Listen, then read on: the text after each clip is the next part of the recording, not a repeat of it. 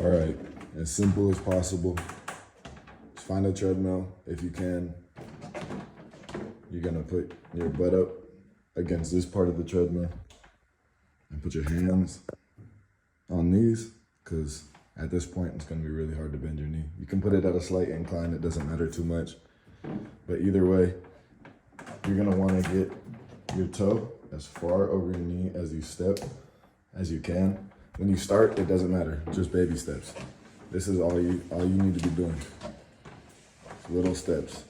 You can set it on one speed, you can keep it off, it doesn't matter. You just need to be getting something like this. Same thing, you can do it on the ground. You can hold on to something and you can just step back, trying to get that as much as you can, but just backwards walking for now. Just to start, this is called flossing. This is what you're gonna do. Start somewhere at the ankle, right at the bottom. You want it tight enough where it restricts the blood flow. Not crazy where, you know, it hurts to even have it on, but you want it tight enough where it's almost cutting off your blood flow. What this is gonna do is your body's gonna send a bunch of extra blood to the area. So like I was telling you, all these short range ones promote blood flow, and that's exactly what you need. So to start the tibialis raises, all you're gonna do is set this up tight, find somewhere to sit. It doesn't matter where you sit. Up and down. And circles, both ways. And it's gonna burn like crazy. You're gonna feel it right here. You're gonna feel it all in your ankle. Like I was saying about the knee, everything that your foot can't handle goes to your ankle. Everything your ankle can't handle goes to your knee, and it all, you know, somewhere in here. You'll mess up your calf, you mess up your ankle, you mess up your Achilles. Most of it comes to the knee because it's used in so many different functions and different parts of every sport. And that's where a lot of this stuff ends up landing. I don't know what I'm saying.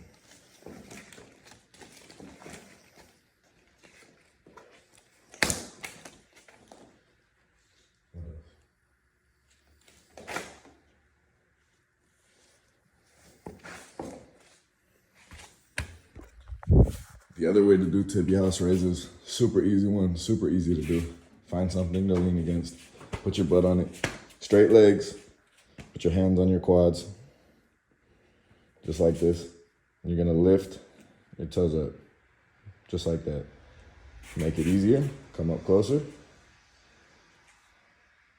Make it harder, go out further. That's it, straight legs, make sure, because this, you will lose function of these, and it'll be harder and harder to get back. So the earlier you start on it, the earlier you make it a point to really understand the contractions and everything about there, the earlier you'll signal that you need this and you need to keep this muscle, and it won't atrophy as much or at all. And just lean forward enough until you feel it. You'll feel it right behind your knee, right here. If you don't have something like this, you can go just on a little box, or you can even just go on the floor and lean forward. That'll be enough. And then by the time you can actually do movement, do reps, go double leg to start, lean forward, usually on a wall. You'll be on something like this, straight legs. So same thing, flexing the quads. And all it is lifting. That's it. Don't cheat yourself with any of the motion. So go back, start off just here and go back as far as you can. Straight legs. That's it. Seated calf raises are simple. All you're gonna wanna do, find somewhere to sit. You can get some kind of lightweight or no weight at all, but seated, have a box, have something just to start. You don't need anything. Just like this, knee over the toe. That's all it is. You'll feel it right here, under the calf and above the Achilles, right around here. You'll feel it. And then you can grab something to put your foot on if you can't get enough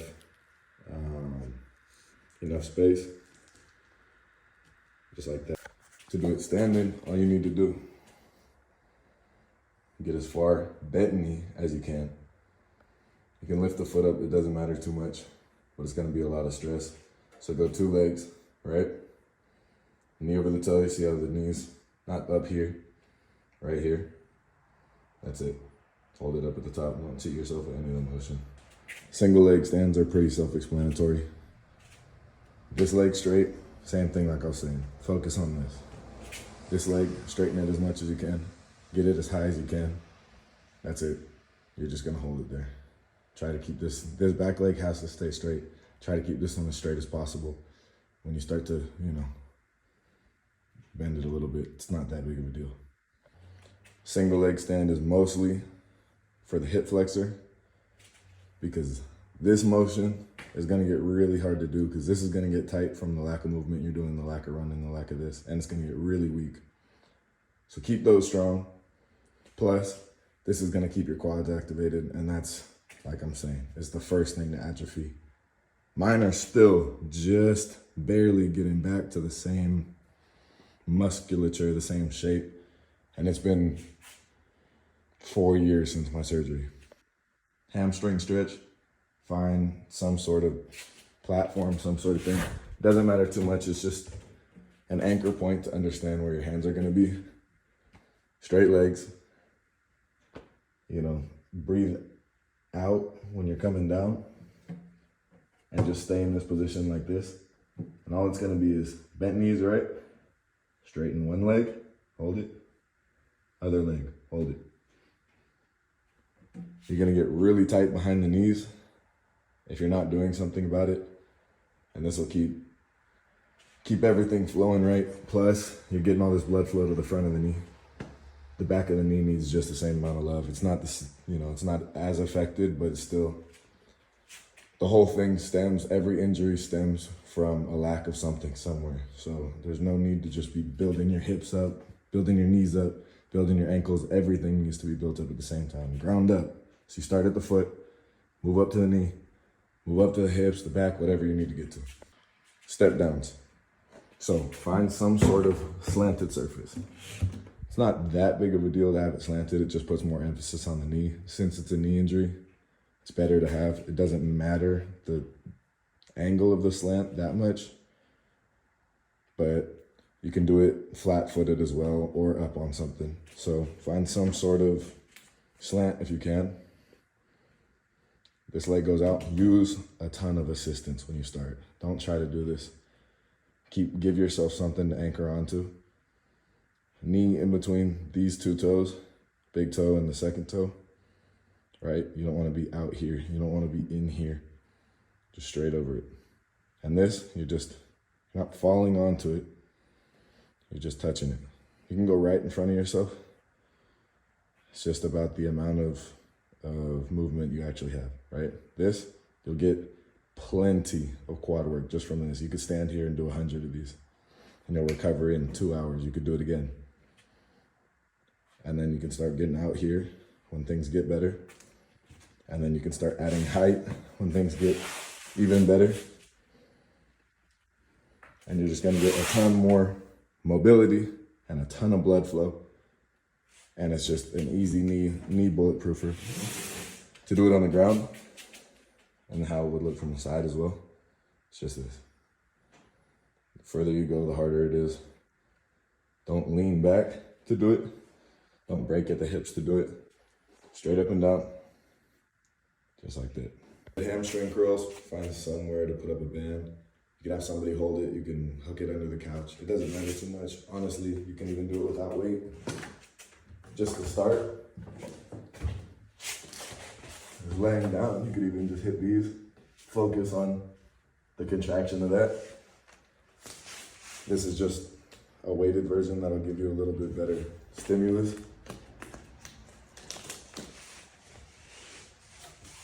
I'll put this on. You can set it up. That's all it is.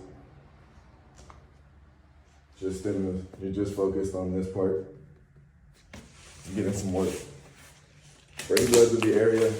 Everything in the healing stage is about bringing blood to the area. That's the only thing you can do to start getting results, because you need it all around because of how long tendons and ligaments take to heal themselves. They need a shitload of blood.